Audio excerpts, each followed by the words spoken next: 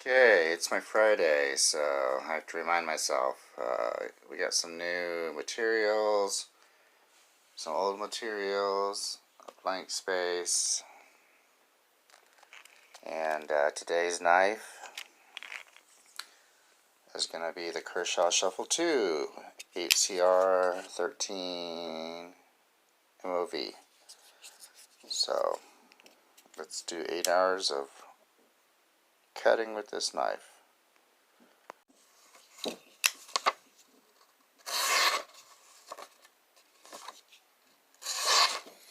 So that is the factory edge.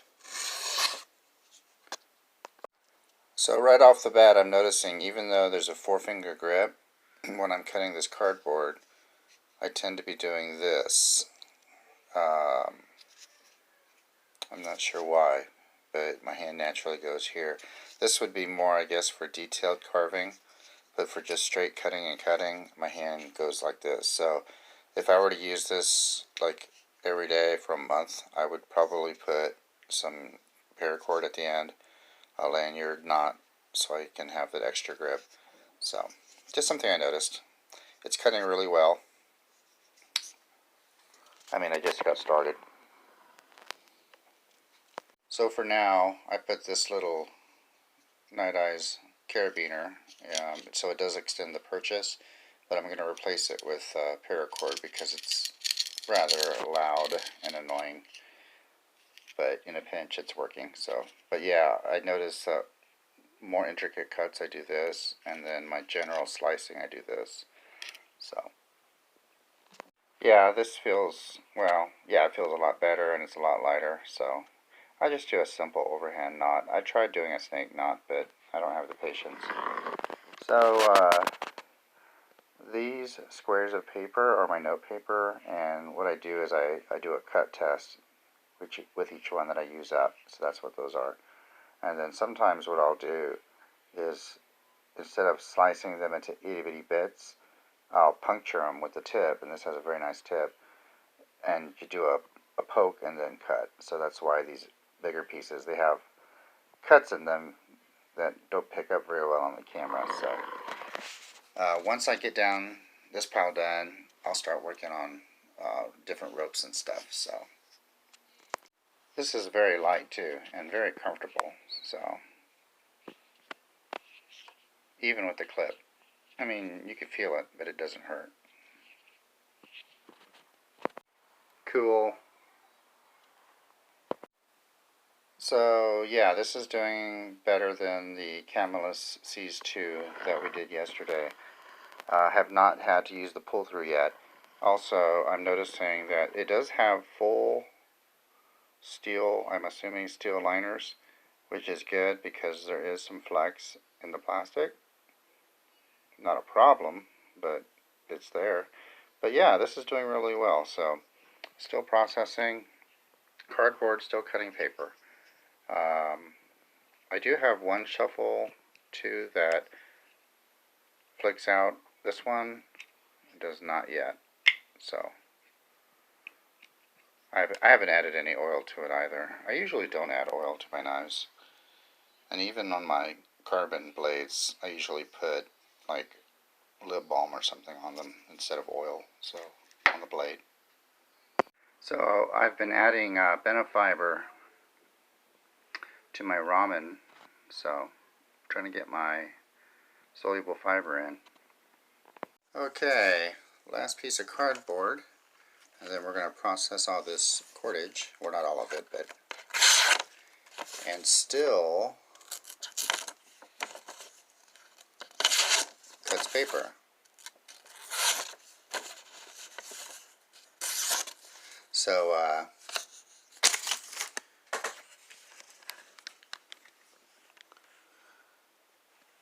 there's the pile for today so far, and now we're going to work on some other materials.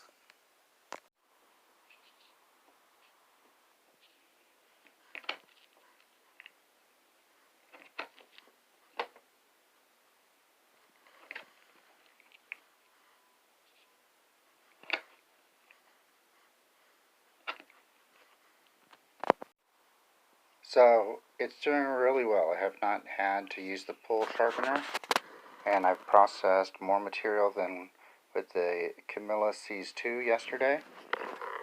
Currently I am processing wood and sisal twine. And let me throw this on my little stand here so I can do a cut test. And it still cuts paper.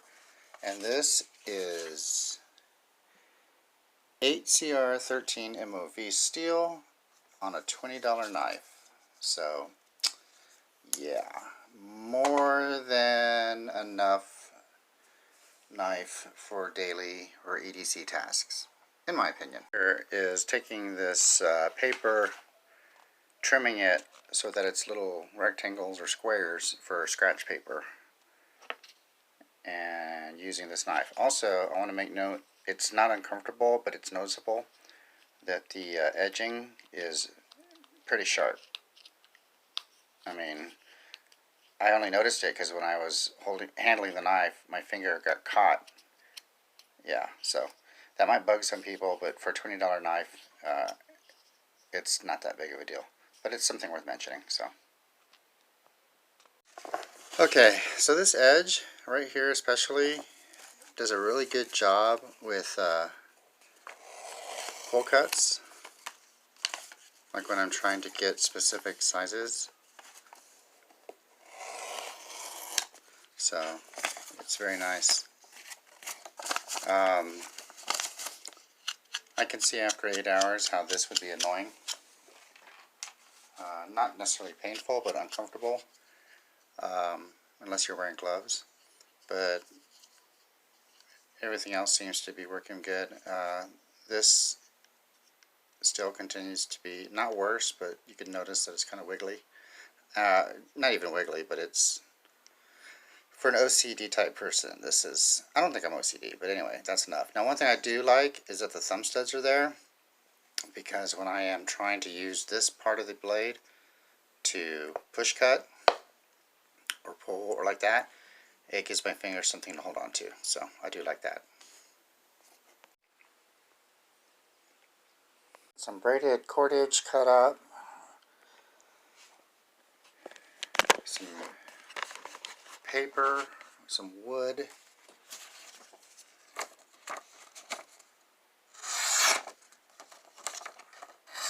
still cuts paper. Now this paper is a little thicker than regular paper. Let's see if I can find some regular paper.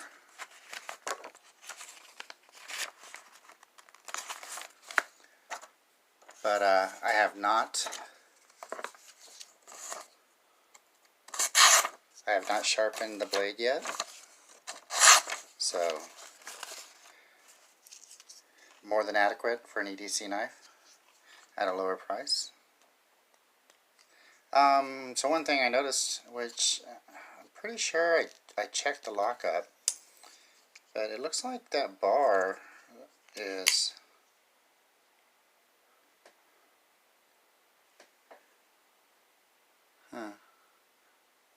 maybe it's just my imagination.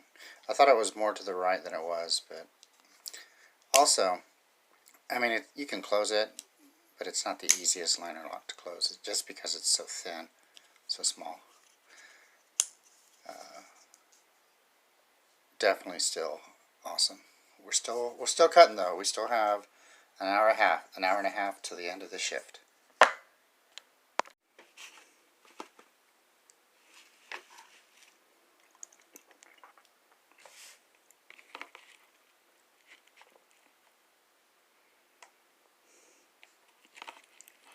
Hamburger.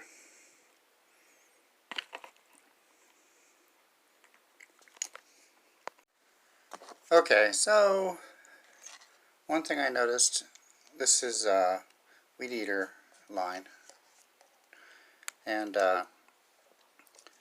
when pushing down like this to cut it, after a while, this clip, it does dig into your hand, so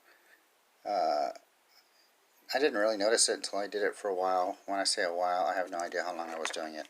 But you can feel it, and I can see where it would hurt eventually. And also, it's starting to get annoying now with constant use as my fingers go across the edges. They're sharp and they catch onto your fingers. So if I were to use this for like long day, I would probably wear gloves. So anyway, we still got another hour.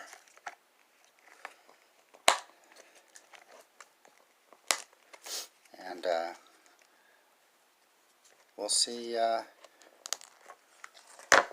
what happens. So it appears YouTube, I guess, automatically deletes comments, or most of the comments that are spam. I did have one guy, and I believe he made a legitimate comment, but I got the notification and I got the email, but when I went to YouTube, it was deleted.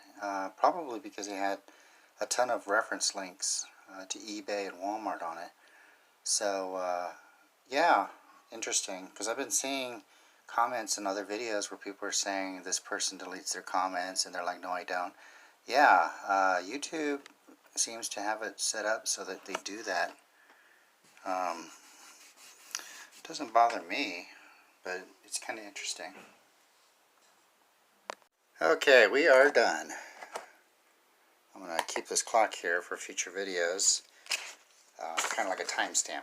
So, the thing about this very beautiful and unique katana blade is that I don't always use this blade. I use this for a lot of these kind of cuts, and then this for those kind of cuts. Anyway, I also use this edge too for when I did my paper. So, and then this for puncturing cardboard.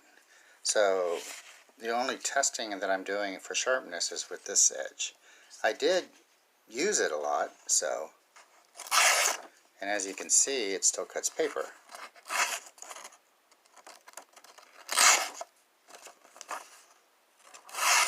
So that being said, let me show you. So we got a nice pile of processed stuff, and I have not had to use the pull-through sharpener. So 8CR13 MOV is more than adequate for an everyday carry blade.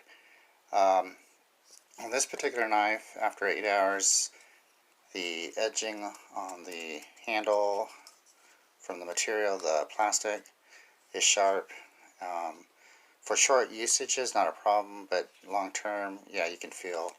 And then this clip, especially when you're pushing like this, you can really feel it dig into your palm. I would love it, and that's just me, if they came out with a upgraded version of this down the road. You know, if you want to keep it budget, then All-State or D2 steel, but maybe G10 scales. Anyway, it's not my company. This is a really good knife. So, excellent. Did not have to sharpen at all. I'm going to go ahead and put this with the other knives. And tomorrow's my day off. So after tomorrow, we will select a new knife and see how well it does for 8 hours of EDC type work.